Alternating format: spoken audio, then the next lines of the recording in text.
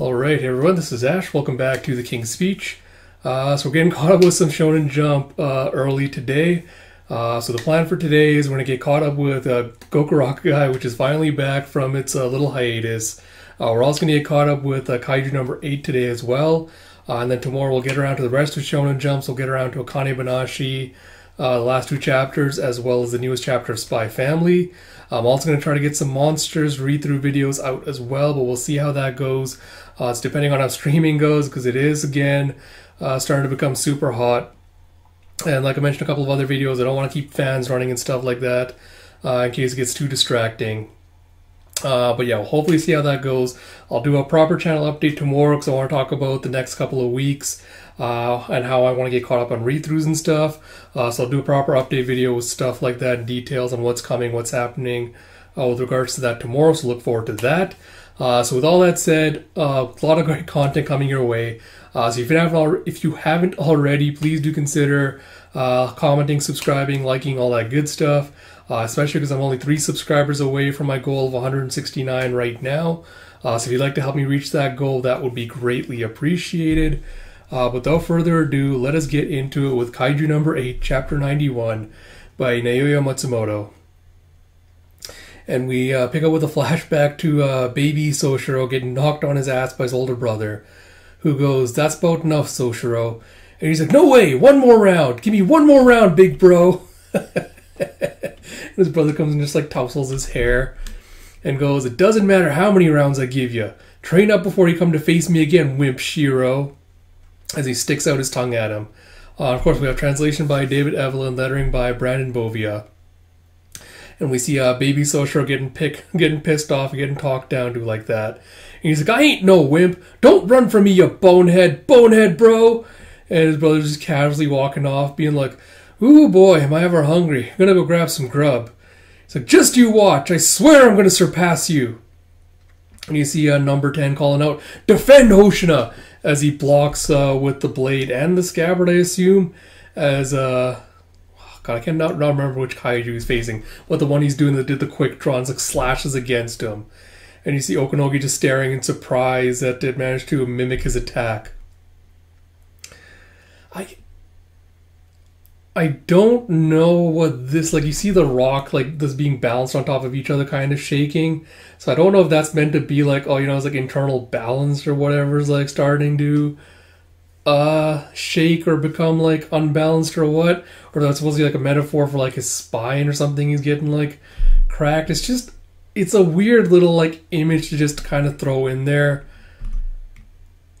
Yeah, it's just an odd image to kind of just throw in there. I don't know what I'm supposed to make of that. But you see with the crash, as Soshiro gets sent flying back, and Okanogi's like, "Vice Captain!" He's like, "You gotta be kidding me. I've been honing that technique like a man possessed ever since I was a tyke." I do love the little touch that now the Ultras get like more pissed off, like more annoyed that his accent starting to come out. Oh, where was the accent supposed to be coming from? It was this was Kansai Ben. I think it's the Kansai Ben is what the accent's supposed to be kind of mimicking. And he's like, "Ain't no way in hell I'm losing to some copycat." It's like this. It's like this blade. It's like this. The blade is the one thing I refuse to lose at. And as he's saying, you see the kaiju just like looming over him with the sword. And Okanogi's like, "Stop!" It's like everything that the vice captain worked hard to hone. And you see as the kaiju just slashes down across him, you just see him standing there and looking in surprise. You have a twitch. This is just a giant spray of blood. And just like a shocked look on his face. Oh, God. Alright. Well, I guess we'll talk about this at the end depending on how this plays out. Because I don't know if I fully buy what's happening here. And you see Okanogi tears just streaming down her face. Like, it's crumbling apart. And he's like, "They cut me." It's like, "Not yet. My sword is right there." It's like, "Grab hold. Grab." Oh, shit. And you see that his arm has apparently also been sliced off as well. And you see like the carefully balanced, like delicate rock layer just like coming crumbling down. He's like, if I were my brother, I could have switched my strategy to firearms and maybe even beaten this thing. And he thinks back to, I think his father saying, "Give up, Soshiro." It's like, "You're bound to get killed." It's like, "That's enough. I can rest easier if I just quit. I'll be free of it all. I just have to keep sinking. So then why is it?" It's like, "No, that I don't want to give up, that I don't want to let go. Anything but this, anything but the blade. And he imagines himself like just sinking into some waters. He sees like the blade floating above him. He's like, not that, not that. And you hear except the go, Gah! See, it's exactly why I have trust issues with Shonen Jump stuff. But you see a number 10's like kaiju face just having taken the slash form, as you think he kind of like merged with the armor or something, or like projected his face onto there. He's like, how was that? I totally fended it off. Give me my props. And Okinogi's like, huh? And the other kaiju also turns and looks in surprise. Oh, it's like, oh, sorry. So it wasn't the face, it was the morphed into. It was like he brought the tail up in front of him to catch the blow, and like the end got sliced off instead of the arm and the chest. And so she was like, I was passed out. I still have my right arm too. It's like, number 10 sacrificed its tail to protect me? Jeff, okay, what's next, Hoshina? You know, he does have the, sorry, I forgot, he does have the little faceplate thing in his armor. And Hoshina's just like, next? It's like, yeah, what are you spacing out for? After you defend, you're supposed to attack. It's like, well, yeah, but it's like, listen, we don't have any more moves that'll work on it. And, oh, sorry, I don't know why I was screaming that, but that was Hoshina saying, listen, we don't have any more moves that'll work on it. And it's like, doesn't matter. We've got a super strong threat standing right in front of us. It's the best, isn't it? You don't want to quit, right? I've got my fists and you've got your blades. So till we draw our last breaths, let's do what we love. And you see baby Soshiro standing next to the kaiju, just kind of doing like little martial artist, kind of like grabbing your fist greeting. Ah, man, I really don't know how I feel about this chapter.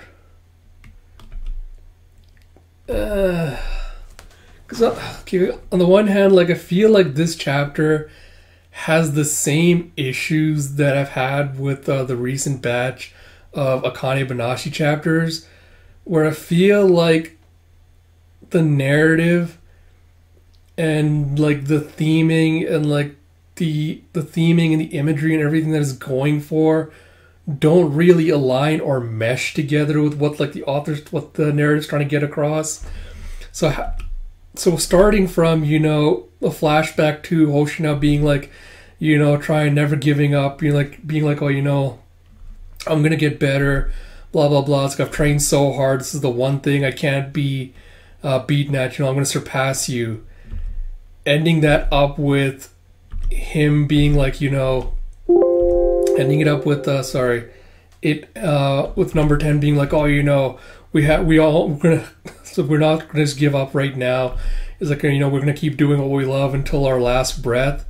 There's a little bit of a disconnect there thematically, going from, you know, I want to surpass my brother. I want to show that, you know, I'm worthy of being a swordsman, that my skills, you know, mean something, that I do have worth and all that, to be like, oh, you know, we're going to show how much we enjoy swordplay and stuff. Because none of the flashback, none of Hoshina's monologue has hinted at any of his struggle or ideology being in any way related to, you know, his enjoying swordplay, like enjoying the nature of it, enjoying nature, like learning techniques, perfecting his art. None of that was ever hinted at being what his issues around it were. So for number 10 to be like, yeah, you know, we're going to do this because we love it so much, like, there's a little bit of a disconnect there. Maybe it's a little bit too early to critique this, given that we haven't completely finished, you know, his arc, so to speak. But yeah, I don't know. It just does, it feels like there's a mismatch somewhere in here.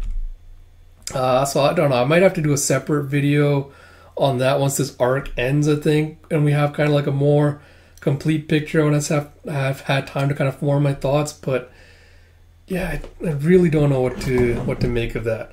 Apart from that, I'm so tired of Shonen Jump trying to pull the, you know, like, oh my god, you know, he got slashed, oh my god, like he lost his arm, like he's gonna die, stuff like that, because it almost always turns out to be a fake out. And after being exposed to it so long, it's kind of like you can just kind of spot when they're kind of pulling that. And it gets really, really annoying seeing it when they're doing the thing like, oh my god, we want you to think he's died, but like, oh no, you know, number 10 came in to defend him. So again, like, that part just does not work. And again, this is a complaint I've had way back at the beginning. Like, if this was an arc where the Defense Force was going to actually face a tangible loss, I feel like this might have been more impactful, seeing like how badly outclassed and outmatched Hoshino was getting, instead of having it being like, oh no, it's just like a psychological fake out, like, you know, he sensed the murderous intent or whatever, and he just like imagined this happening. So yeah, again, it's a shame. I really want to like it, but again, Kaiju's kind of doing the typical Shonen Jumpy stuff of, you know, like, oh, you know, it was a fake out. Number 10 came in clutch at the last minute. Now they're going to, like, you know, tap into their love for the thing and fight back because they have so much passion for it. And it's just, it doesn't work. And I feel like something else I want to talk about, again, I feel like this will come across like clearer. My critiques will come across clearer once I've had time to sit and think it through and write a proper, like, actual critique for it. But I talked about this, like, way earlier before this arc started, about how, you know, I feel like the way that the Kaiju, like, the numbers users will be able to start surpassing the Kaiju, and the way Kafka is going to start evolving, so to speak, is basically forming, like, companionship or a bond with the Kaiju, that the weapons that they're using, kind of learning, like, each other's motivations, goals, things like that. That's what will cause them to evolve and, like, be able to draw out the full power. And I feel like, you know, this chapter is kind of hinting at that, and it's kind of like gesturing towards it, where it's not really putting in the work to show that Hoshina and Number 10 are trying to come to, like, an understanding and trying to, like, deepen and change their bond. So again, it kind of just falls flat, seeing it, kind of being, like, told that this is happening without us actually seeing it happening in the narrative. So I don't know. Like I said, I feel like with this series and with the Kanes especially, I feel like I really do have to do, like, a review or a proper critique at some point with what exactly my issues with the narratives and things are, because it's kind of hard to do just off the cuff, talk about it in a way that I can kind of get it across as directly as I would like. So I think I'm going to do that at some point. Once the arcs do end, I'll do, like, a proper video on it. But yeah, mixed feelings again. I think I really feel like this chapter kind of cemented the fact that my feelings on the arc aren't going to really change unless something radical happens by the end of it. So yeah, at this point, I'm really just waiting for it to be over to see what happens. With that said, like I mentioned at the beginning, I hope you like I mentioned at the beginning, a lot of great content coming your way. So if you enjoy what I do, please do consider liking, commenting, subscribing, all that good stuff. Like I said, it really does mean a lot to me. Like I said, more Shonen Jump stuff will be out tomorrow along with a proper channel update. Till then, this is Ash. We'll talk to you all later.